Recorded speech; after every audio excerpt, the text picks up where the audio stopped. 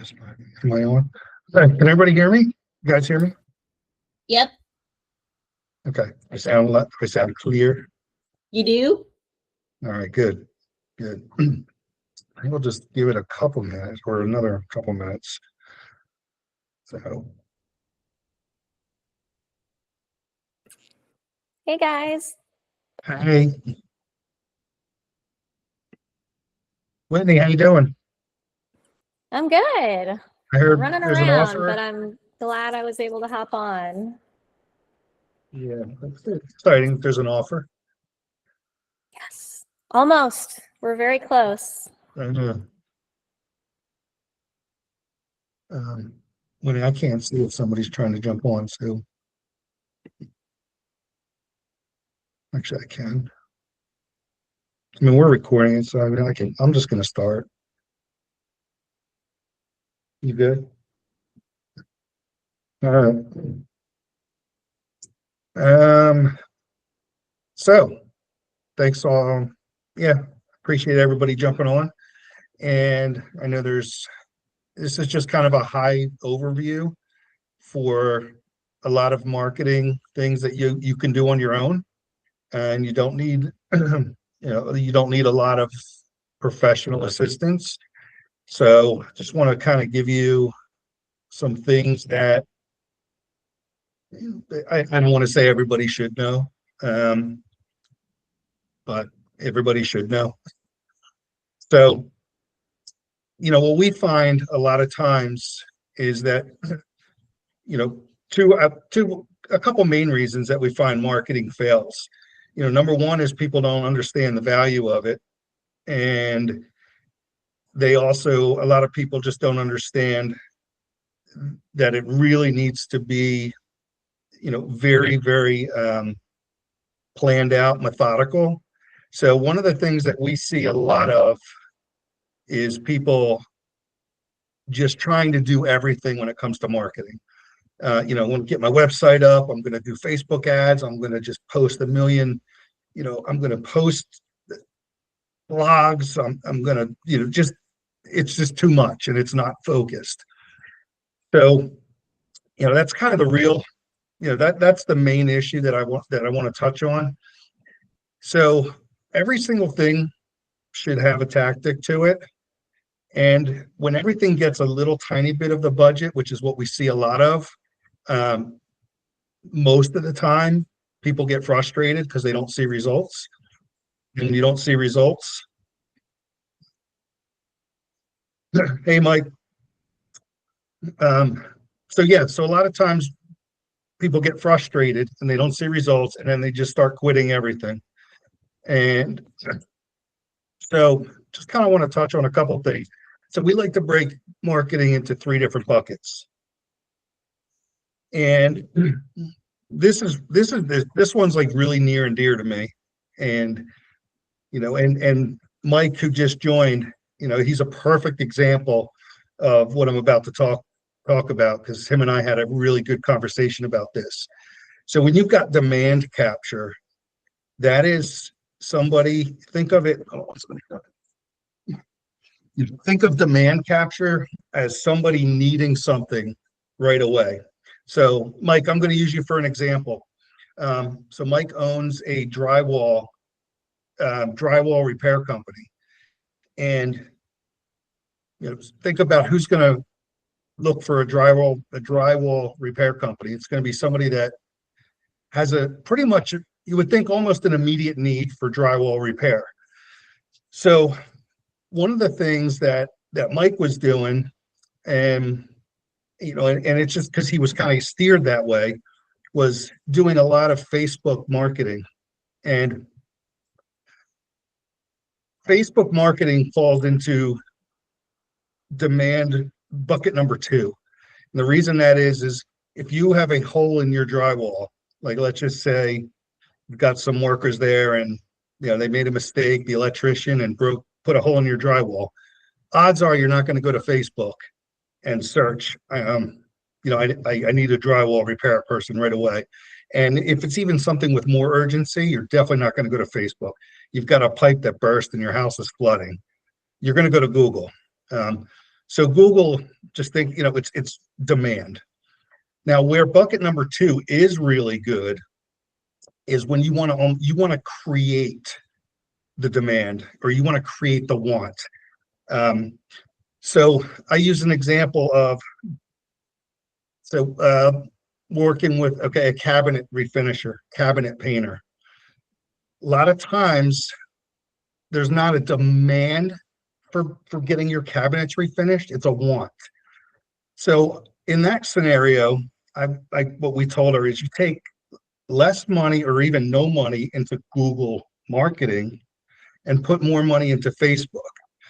But then you have to be really, really targeted with what you're putting out on Facebook. So think of the scenario. This is what you kind of want. You want to create, the woman is sitting at home, because 9 out of 10 times it's the woman that's going to decide that we're getting our cabinets painted. And she's scrolling and she sees the most beautiful cabinets that she's ever seen. Or even better, if you can even target, like, follow my thought process. Say you want to target a neighborhood, and you know that that neighborhood is X number of years old. So the cabinets are probably at that time where they're getting beat up. You know that most of the cabinets in that neighborhood are dark because of the time period that the houses were built. So your Facebook ad might want to be dark cabinets, and then switching over to just a beautiful light cabinet. So the premise is, sitting at home scrolling, and now remember, we've targeted that neighborhood.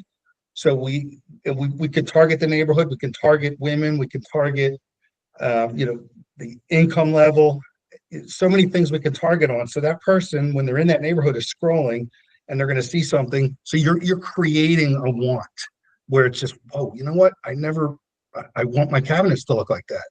So now it's a want, and then it just becomes turning that want into a lead and then closing the deal. Bucket three is infrastructure, and you need bucket three to be solid, no matter, to support bucket one or two.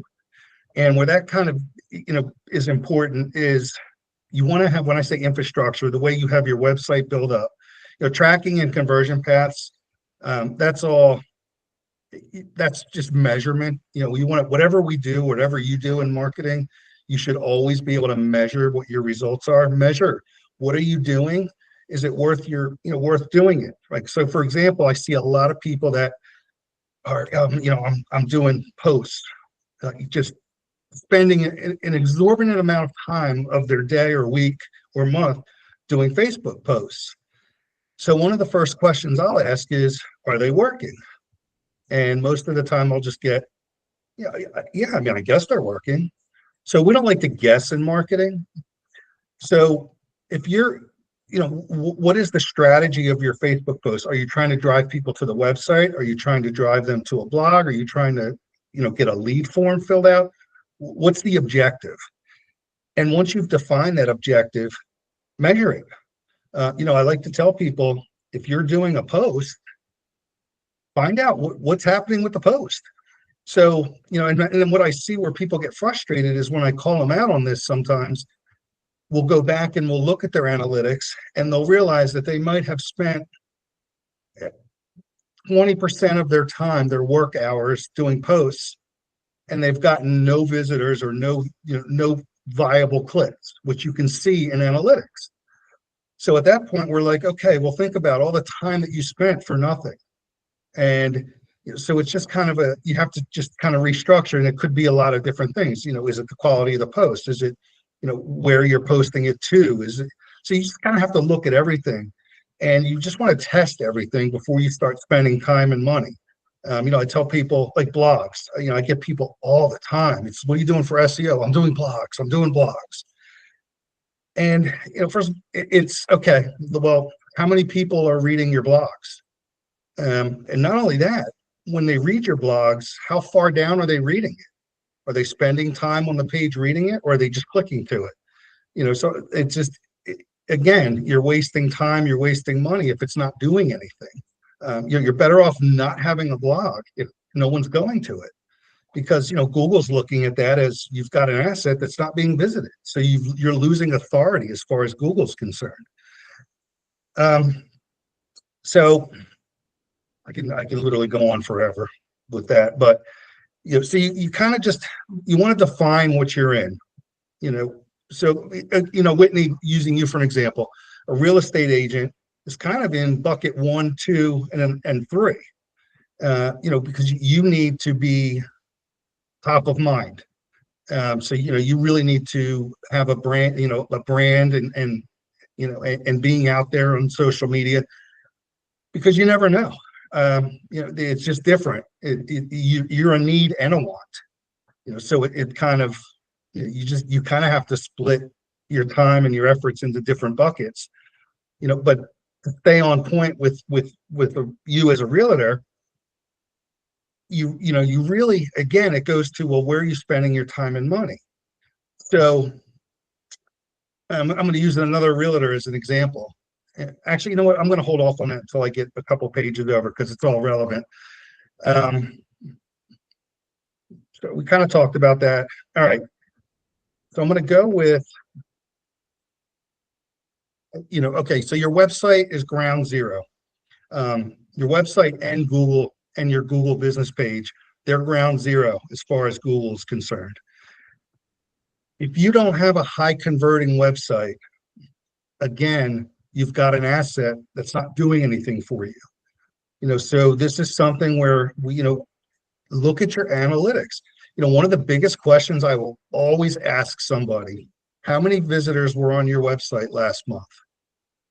And I think one person I've had so far who actually told me how many visitors he had, and I was like, very good. So how many visitors? Where are they coming from? And what's the behavior when they get to the website? Where are they going? Is their journey matching what brought them there? Are you controlling their journey? And if you're not, again, it's wasted time, wasted money, wasted effort. You have to be in control of your customer's journey. And there's just a lot of tweaking to do that. And again, it's analytics. Marketing is all about pivoting, looking at something, it's working, it's not working. If it's not working, pivot. If it's working, how can we make it work better? And then there's things I don't want to get too much into. A whole nother talk is how Google is going to show you up, and that's kind of bucket three. But so that's just a lot of technical issues, and making sure that your user has a good user experience on the website. Things are clear, they're concise. You're able to show that you have authority on the subject. And the other thing that's very important, and this kind of goes back to what I was saying before, is if you're driving, sometimes I get this, and this drives me crazy. What's the goal of your marketing? I just want to get as many people to my website as possible. I'm like, okay, that could be a great thing, or that could be a really, really, really bad thing. If people are going to your website and they're not having a good experience, or they're bouncing off. So bouncing means you never know when you go onto Google and you search something and you click on the business and you immediately are like, this is not what I want, or it's not clear. I don't want to deal with it. You click right back and go to number two. So you've just bounced off that website. Bouncing is very bad.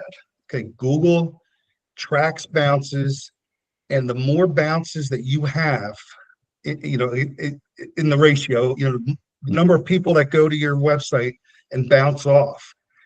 If your bounce rate is really high, Google is basically saying whatever you are marketing yourself as is not matching what your website is offering. So it pushes you way down in SEO. And that's even the same case for paid ads. People say, well, I just pay for my ads, so it doesn't matter. It does matter, because other people are paying for their ads too. And if people are not bouncing off of my marketing company, but they're bouncing off of Joe's marketing company, Google is not going to serve Joe up, even though he's paying for it, because Google's a business. They don't want to look bad. If they're making a bad referral, it looks bad for Google.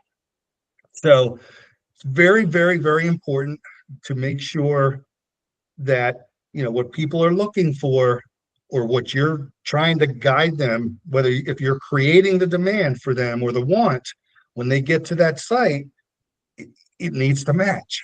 Make sure that that experience, what they're seeing, is what they're expecting and wanting to see when they get there.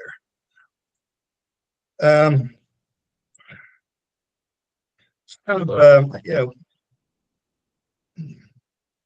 of goes back to the previous slide. You just want to be visible, but you want to be visible the right way. Like I said, if somebody comes to me and says, I just want 1 million people to get to my website, if that's what you want, I can get 1 million people to your website.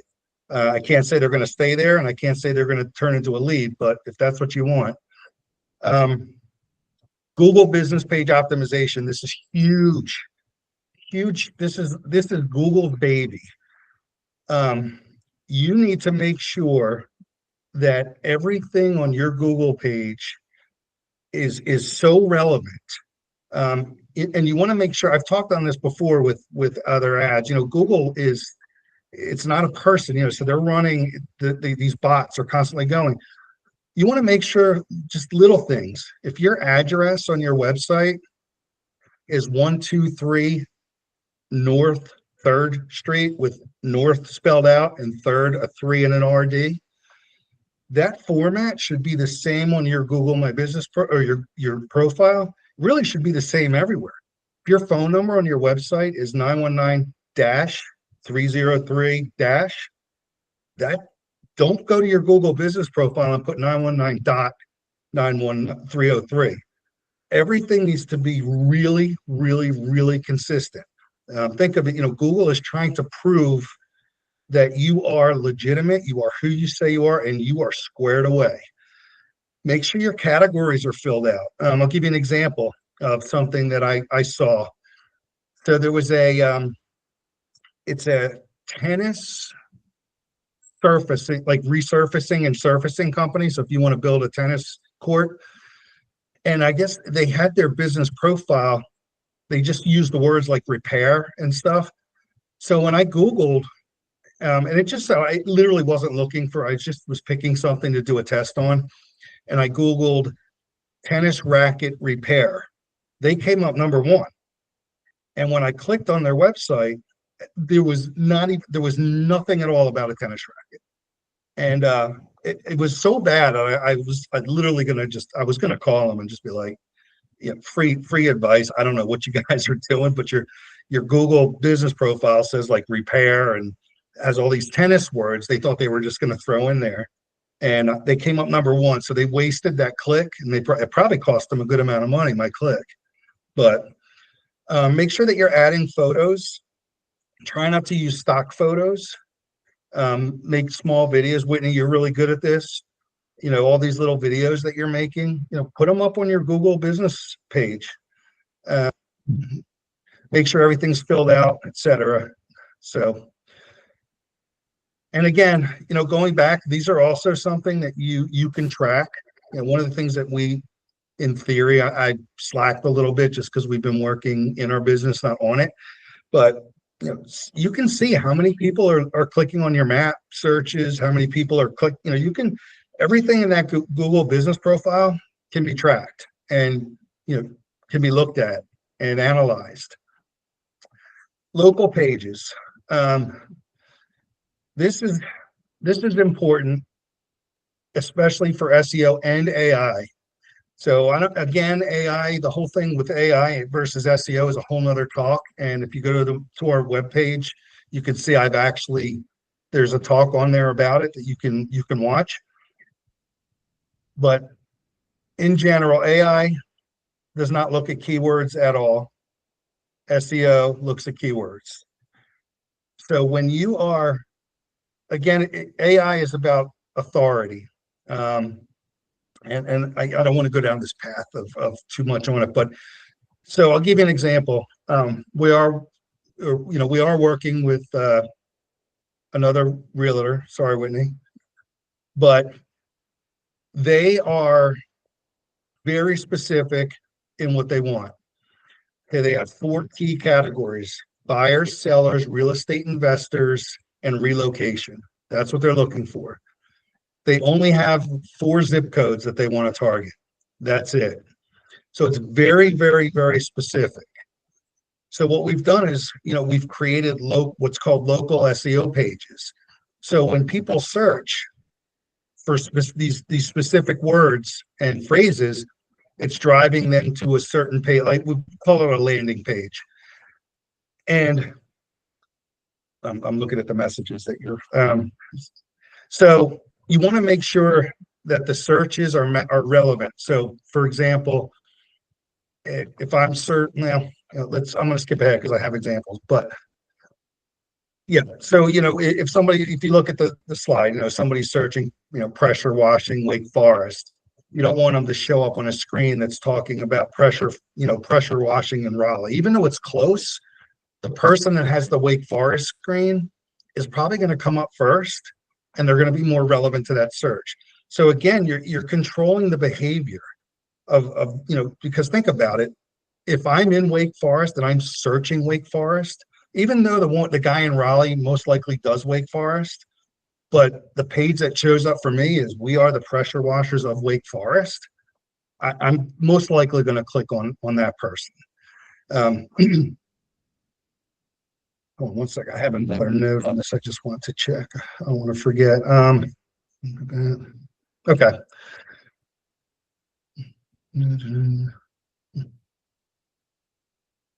Okay. Yeah. So this is a good one. So when we get into, again, this kind of goes back to the local service pages, but instead of saying, local service pages, think of it more as local, core campaigns. Again, I'm going to use an example because I think the examples are easy to. So there's a company that we're talking to, and we're just kind of helping them out a little bit. It's a landscaping company, but they have a lot of different things. They're offering, just lawn maintenance packages, hardscaping, then seeding and sodding, planting, flowering, just you name whatever, name it, mulching, lawn cleanup. And when we first went there, this is the perfect example of just throwing everything at one campaign. It's just everything was mixed and matched, and it was just they didn't know. They just thought that people were just gonna find, once they get to this website, we're gonna figure out what they wanted. And we're like, no, you're not controlling their path. You're not controlling the destiny. You should have it broken. So what we ended up doing is we have them breaking it down into such specific categories. So do the research on what people are searching in your business. So, we did some research for them, and we found that people really are searching very specific. Seeding and sodding, seeding, sodding, aerating and seeding, lawn cleanup. Who's going to search? How can I get someone to cut my lawn all year round? That would be under lawn maintenance packages.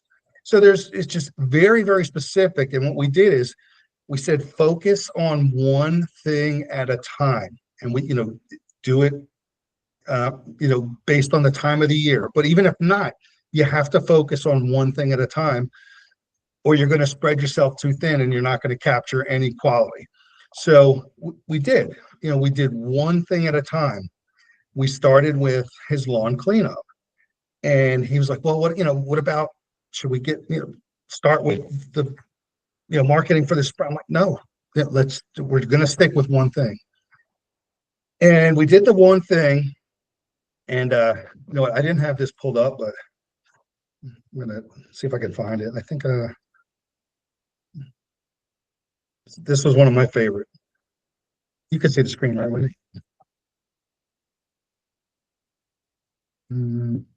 Yep. So they took a screenshot. They sent this to me. Can you see that? Can't see the screen. Oh, lose it? Oh, sorry. I think I lost the screen. Hold on, fix it. But basically, they took a screenshot from one of their managers out in the field, and it said, Hey, call quality has been fantastic, by the way. Before it was 80% nonsense crap calls. Now it's 80% amazing calls that are turning into assessments, then jobs. New company is doing something right. Um, so wait a minute, I lost my screen share. So let me go back and fix that if I can. All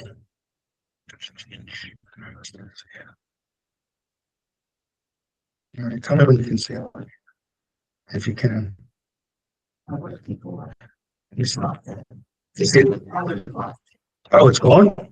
Okay. Well, oh yeah, I was gonna say we're gonna wing this. Um, so yeah, so again, it's just focus on one thing and do it really, really well. And and then over time, what you'll do is you'll have all of these buckets set up, and think of yourself as kind of mission control, and you've got just all these screens in front of you, and when things are all set up, you can dial up, dial down by area. So like kind of think of it that way. Like that's a good marketing strategy is if you can. So like another example, a great example is home inspector. We have a home inspector that is doing new home construction, selling and buying of older homes. He wants to break into commercial inspections, and then he has a specific house. We've got him so fine tuned that he could literally call me and say, I need more commercial inspections in zip code 12345. And I need less. I'm too busy to do home inspections in this town. And we've got literally, it's like I can go in and I can dial one up, dial one down. And that's a great marketing campaign.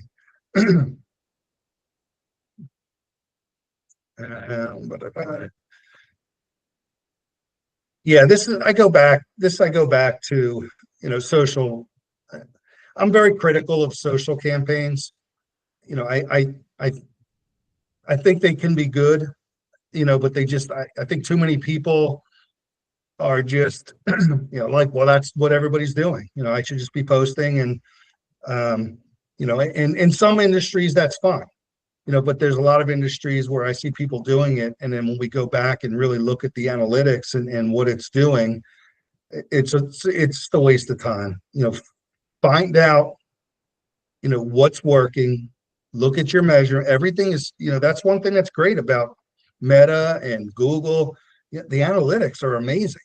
Just you have to get in the habit of looking at them. Set time aside, just like you would do for lunch. Maybe twice a week.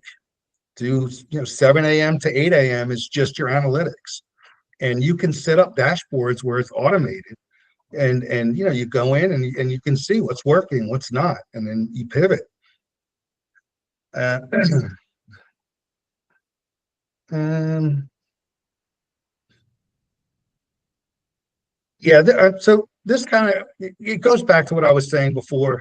Just really target in, hone in on what you want and what you're trying to create, and make sure that your pages are really separate. Don't have a general web page that just has, you know, like for example, especially when you have think of your when you're putting content with AI and SEO now, but AI really wants to know, think of the word authority. They want to know that you are basically authoritative, in what you say you do. So I'm not saying like don't be personal on your website, but having a lot of things on your, I've seen people that have paragraphs that, I love the beach. I have 6 dogs. My husband loves to boat. And it's just that's just so much wasted real estate that AI doesn't really care about.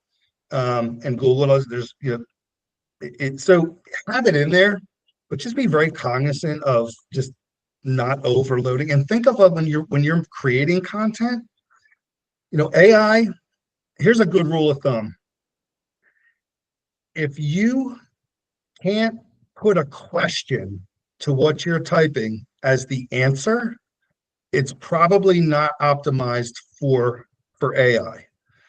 And in SEO is you want to make sure that your keywords kind of match what you're putting out there that you say you do. Um, so for example, somebody might search, think of what someone would search. Who is the best realtor in Wake Forest? Somebody, people are searching that. So, does it sound corny to say, hey, I'm Whitney, I'm the best realtor in Wake Forest on your website? Maybe. But there are ways that you can say that, without saying it exactly like that. So, yeah, I think you step out of your comfort zone a little bit and you think of ways to say that because people are searching that. So you kind of want to put that, well, I feel weird saying that aside and think of a way that you can say it. And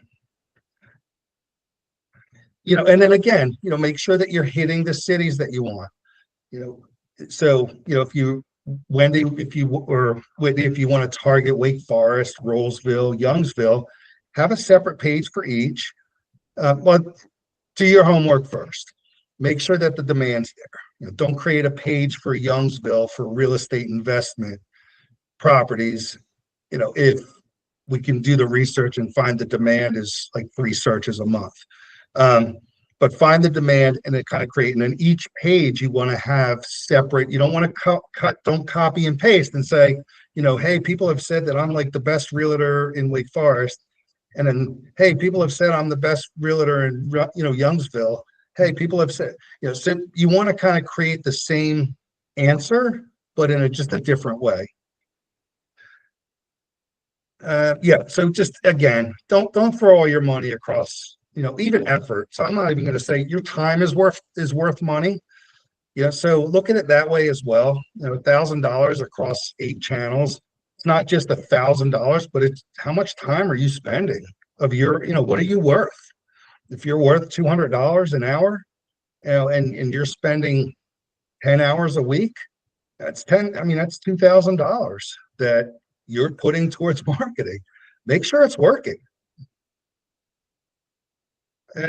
Yeah, this too, don't chase. This really doesn't do a lot or really very little, if anything, for SEO. And that's a big misconception. There are other ways that I would spend your time and set up your social campaigns as opposed to just getting likes and followers, unless you're trying to, become like rep products or become an influencer. That's a whole different thing. But excuse me. But if you're trying to sell a product or a service, who really cares about? I don't care. I could care less if marketing company ABC has 6,000 followers and likes, and I have 3, but everything I post, I'm getting 2 lead forms and I'm getting 1 customer. I'll take that all day long. Yeah, again, just, kind of, this really depends on what your goals are, but we always like to say, start with bucket 3. Bucket 3 is going to drive 1 or 2. Make sure that your site is really well optimized. Make sure it's a good user experience. Make sure it's fast. And people, you might think, well, why, what does that matter? User experience is a big thing because, again, Google doesn't want to send somebody to a website that takes 3 minutes to load, because now you're frustrated. Google just sent you there, so now it makes Google look bad. So literally, Google looks at all of that stuff. And then, again, depending on what you do, if you are looking to do Google Ads or you're looking to do Facebook, depending on if you want to create a demand or capture a demand, start with month 2 and just kind of start, putting your campaigns together, doing your research, doing your homework. And then month 3 is optimizing. That's just kind of really, really seeing, watching usually like when we kick off a campaign, I'm pretty much on it every day. It's almost like addicting. I've got the apps on my phone for Google Ads, and I literally could be like home laying in bed, and I'm just like, how many clicks does he get? what's the behavior? I need to know. And then as time goes on, and once these ads and campaigns start getting optimized better, you can relax more. And then you look at it once every 3 days, and then once a week. And then if you get to the point, once every 2 weeks is when you really want to delve in. But optimization never ends, so don't ever think that your campaign is set. We're almost done here, but I'll tell just a funny story. And then some of you have already heard this before, but so Anytime Fitness in Roseville, we he came to me a few months back, and he's like, they just opened up a workout anytime right down the street. And he's like, every time I go on social media, this is the owner of the gym, he's like, I just see their ads all over the place. Just okay. So we created, we did some research, and we created a campaign for him. And it's been, I don't know, 3-4 months now. And we still, to this day, we're in a dogfight with Workout Anytime. It's the best, because literally every time I create a campaign, within like 2 hours, I'll scroll and see that they tried to do something to match mine. And that's how you know it's working. It's months it's going on. And I think I'm winning, but it's because they keep trying to go for price, and I won't. We don't want to be the cheapest, So it's just you kind of think about it that way too. One of his responses to one of our ads was, we're offering $15 a month. Come on in, and my response to that was an ad saying, do you know what you get for $15 a month at a gym? And then I kind of spelled it out. So it's been fun, at least for me. I don't know if it's fun for them, but and I think I've kind of talked, a lot about this. Again, it's just, this is just about pivoting. These are some examples, that we've seen. But again, this is just know what you're doing and know what the metrics are. It's that simple.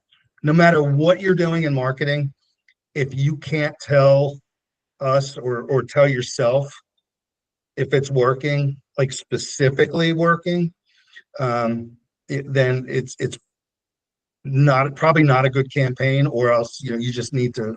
Maybe it is a good campaign. I don't know. I shouldn't say that. Maybe it is working, but you should still want to know if it's working. Again, time is valuable. And I think, as business owners and entrepreneurs, and we have to value our time. So if you're spending just time on marketing, not knowing if it's working, you got to look, you kind of have to reassess. So that's all I got.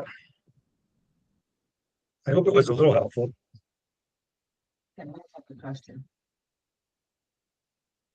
Mike, you there? Yeah, I'm here. Can you hear me? Yeah, I can hear you. A quick question. So, you guys know that we're part of a franchise, and let's say, for example, you mentioned the stock picture. So we don't use any stock pictures in neither our social media, on our Google profile, or any of that stuff. But what does end up happening,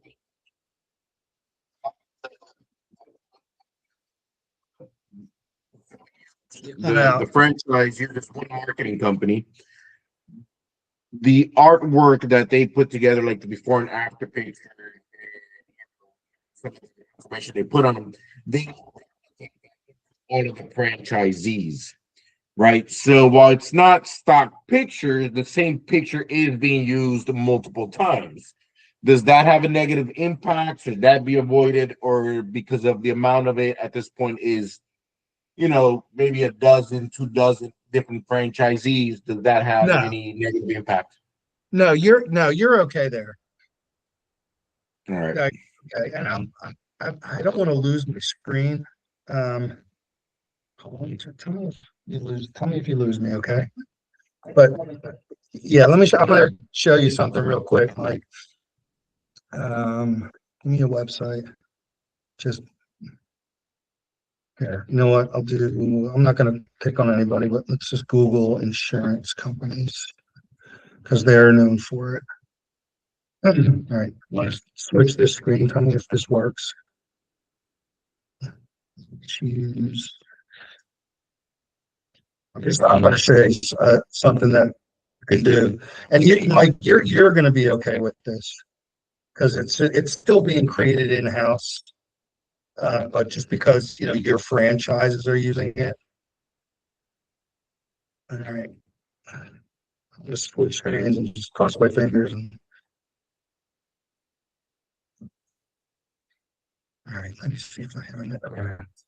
All right, Wendy, tell me if this works. I hope I don't lose it.